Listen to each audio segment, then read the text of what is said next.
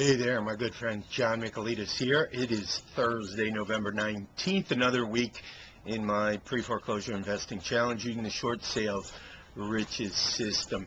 Interesting week this week. You know, I had an article come out yesterday. It was published in Broker Agent Pro.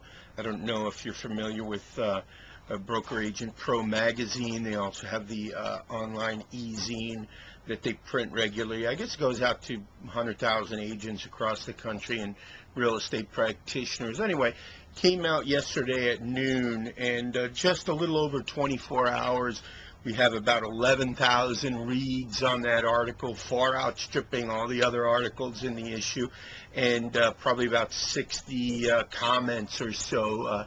Stirred up quite a buzz, if you will, the comments. I mean, one agent said, a fantastic article. Could you please come down to my board with a blowhorn to try to get it through the thick skulls of some of the agents in my area? And just so many people said, do I have permission to forward this article on to others, and can I reprint it in my e-zine and stuff like that? And of course, as long as they don't change the article and they don't falsely attribute it to themselves, they keep the author attribution, of course I would love for them to share the article. But anyway, the gist of the article was, well, the title was rather provocative. The title was Agents Have No Duty to Present Short Sale Offers. Now, what I was getting at, the gist of the article, by the way, go to brokeragentsocial.com, brokeragentsocial.com, and sort of on the right banner, they have the articles, and look for that article, Agents Have No Duty to Present Short Sale Offers. But the gist of the article was that many folks, and this is obviously relative to us short sale investors who have to deal with agents, both our own when we're trying to get them to work with us, and also end buyer agents. So it is relative to what we're doing as investors. Many agents, either listing agents or buyer's agents, confuse REOs with short sales in terms of duties and responsibilities to present offers. And I point out the difference between an REO. Well, first of all, I go through some basics of contract law and agency law, and I point out that the duty of the agent, we're talking listing agent now, is to the seller. The seller typically is the owner. It may be an optionee, but we'll say it's the owner. Typically, it's the owner. So in a short sale, the owner is the borrower, not the bank. In an REO, the owner is the bank. This is a very different set of rules. So if you think it through, if in a short sale the listing agent has the duty to their client, which is the borrower, the owner, not the lender, then they have a duty of responsibility to present whatever offers the owner wants presented. You see, not to keep presenting offers.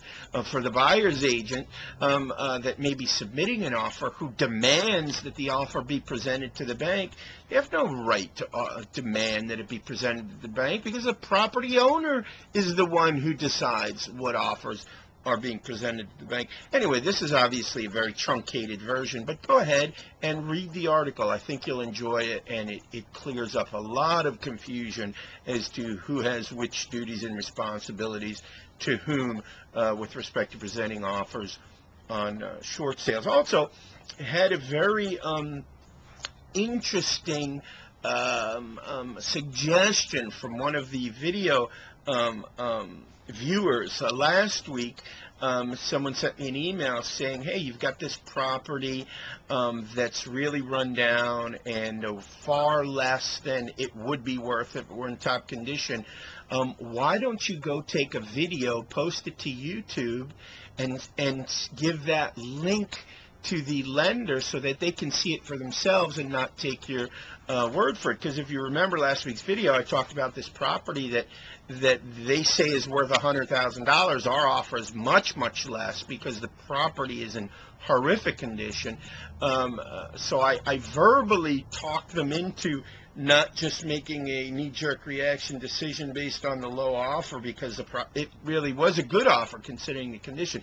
Anyway, I thought, wow, how brilliant. And I'm the video guy, right? So I went down there, walked through, took about a 9-minute video pointing out all the hazards and code violations and just shoddy workmanship of the property. And I posted it to YouTube. I called up the lender, I got the person on the phone, gave him the link. He typed it into the notes. And so anyway, what a brilliant idea. So there's a tip for you. If you have a property that's really a gut rehab job, a tear down, and the bank isn't quite believing it because, you know, they lent the money 4 years ago and the property was in pristine position and they're owed $500,000 and you'll be lucky if you can get $150 for it now. Doing a video and showing it to them is obviously a great tool. Anyway, I hope you had a fantastic week. You know that I did, and I will see you next week. Bye-bye.